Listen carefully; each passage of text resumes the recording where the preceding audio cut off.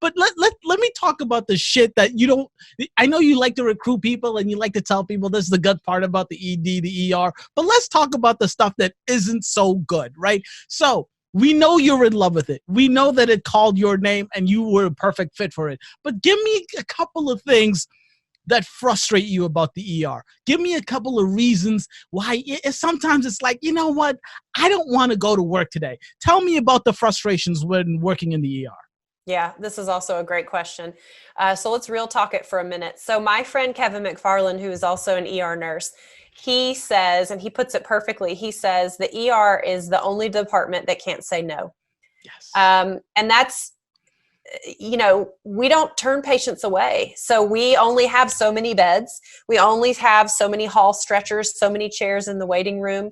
But we don't turn people away. I don't know if you guys have Krispy Kreme in Boston, but sometimes when Krispy Kreme is cooking the donuts fresh, they turn the hot donuts now sign on, Yes. and everyone comes and flocks to get the hot donuts now.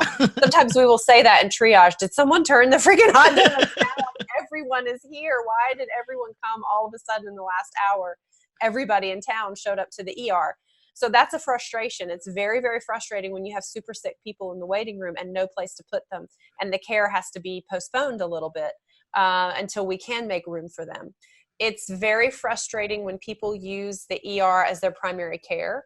It's very frustrating when people use it as an urgent care. So they come in for something that is not exactly an emergency. Those are our people. In reality, we have to care for those urgent care and primary care people. That's a reality of the ER. It's not what we're supposed to be set up for, but it is what we do. And it's a lot of what we do. Not every single patient that we see is on death's door or having a true emergency. It's more of a perceived emergency. They think it's an emergency. And so we treat them as such. Psych is a very frustrating part of the ER. Wait, Nyssa. Okay, so I am going to allow you to finish answering that question, but I really want to slow down right there. Have you worked as a triage nurse?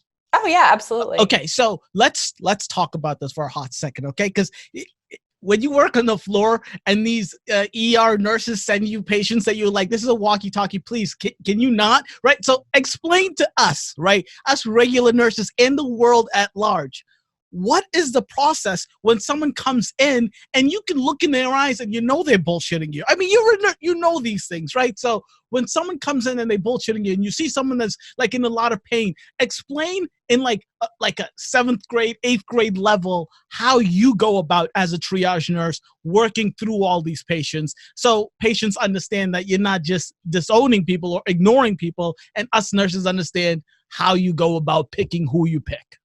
Yeah, and this is super key to good ER nursing is what's happening in triage. So the triage nurse has to be able to take a look at what those complaints are that, you got 5 people who just signed in. Who are you going to be most worried about of these 5 people? And you're going to put an eye on them out in the waiting room and see, is someone gray? Is someone weak? Is someone fine? Someone eating Cheetos? What's happening out there? And what the general public doesn't understand is that it's not like a restaurant. It's not like you walk into a restaurant and they hand you your little shaky thingy, and when your table's ready, you get to go, and it's after the person that was in front of you, but before the person behind you. That's not how triage works. We take the sickest. And so you may be waiting 2-3 hours for a bed, and the person who walks in the door is half dead. They're getting the bed ahead of you. And it's very, very hard for the general public to understand that and accept that. It's also hard when you say, well, that you can't just say to someone, this patient is sicker, because that makes them feel like you are not acknowledging their illness or their mother's illness or their child's illness. So it's very, very tricky in triage to keep the masses at bay. And oftentimes what happens is when you get someone who is disgruntled or very frustrated and they start getting loud, it almost becomes contagious. And then other people start getting frustrated and other people start getting loud. And man, it is a triage nurse's superpower to be able to go out there and just kind of like calm them and promise everyone that you're doing the best that you can. And it's super frustrating for us when we know that every bed in the hospital is full. We're working off of discharges. Every bed in the ER is full. A lot of them are admission holds. And I've got this little 87-year-old with chest pain out here who's really, really sick and needs a bed. but no one has one for them. So triage can be a really, really tough place. And that's why we don't put new grads there for a while. Yes. It's definitely a skill that you get, that you have to fine tune. The other thing about triage that's really interesting is you have patients that will come in. So imagine a little old lady comes in and sits down in your triage room, and you say, hey, can you tell me why you're at the hospital today? And she says, baby, I'm just so sick. And that's all you get. And so now I have to figure out, is she just a little lonely old lady who needs someone to talk? Or is she having a stroke? Is this a psych patient? Is this a heart attack? What is happening? Is this, I have to know what questions to ask her quickly to suss out whether this is really true and truly an emergency, or whether, she's just a little lonely old lady. So sometimes they don't walk in and tell you exactly what's going on.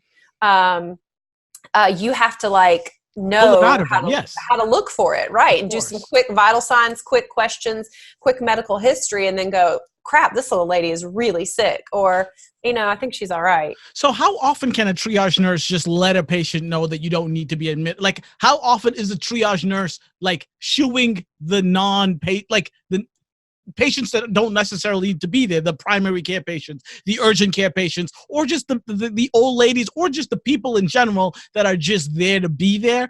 How, what percent? I don't even want you to put a number on it, but how often are you doing that and just being you don't need to be here, I'll catch you later, bye-bye? Yeah, I can tell you a number. It's 0. It's illegal for us.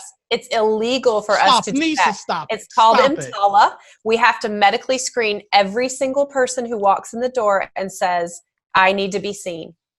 0. God. That's what my friend Kevin means when he says we cannot say no. It is illegal. We have to medically screen them, and not a nurse. It has to be a provider, an NP, a PA, or an MD.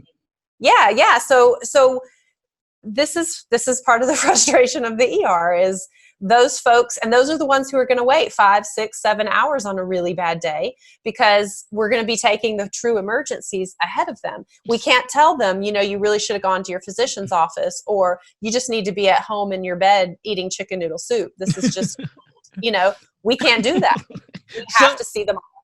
Yeah. So when you work up on the floor, you notice that there is a revolving door of some patients that come in and come out, come in and come out. And I know it literally, what state are you in? What state are you working from? I'm in Georgia. You're in Georgia. All right. So I know that there's a revolving door of patients that come in and out, especially on the specific units, right? You get to know these patients. But as a triage nurse, as an ER nurse, you must see these patients much more often than we do, number one. And number two, I know that there's this homeless issue that's across the nation, and especially in the bigger cities. Do you see these homeless folks? Do you see these rotating patients as often as we do, more often? And how do you tell these people you cannot come back, if you're even allowed to say that? Yeah, so we don't tell them that. We maybe wish that sometimes, but we don't tell them that. We definitely see the homeless people. We definitely see what we call the frequent flyers. And the trick with that is the patients who are coming in frequently, who have a lot of comorbidities, or have some psych issues, or have limited resources. They don't have a home. Or a steady home that they can go to. We do see them frequently. And so a lot of times you want to just kind of blow it off and just be like, yeah, we're just going to medically screen you out as quickly as we can. But these people also sometimes have really true illnesses. And so you have to suss through that. Is this that day that this person really is having a heart attack, or really does have an infection?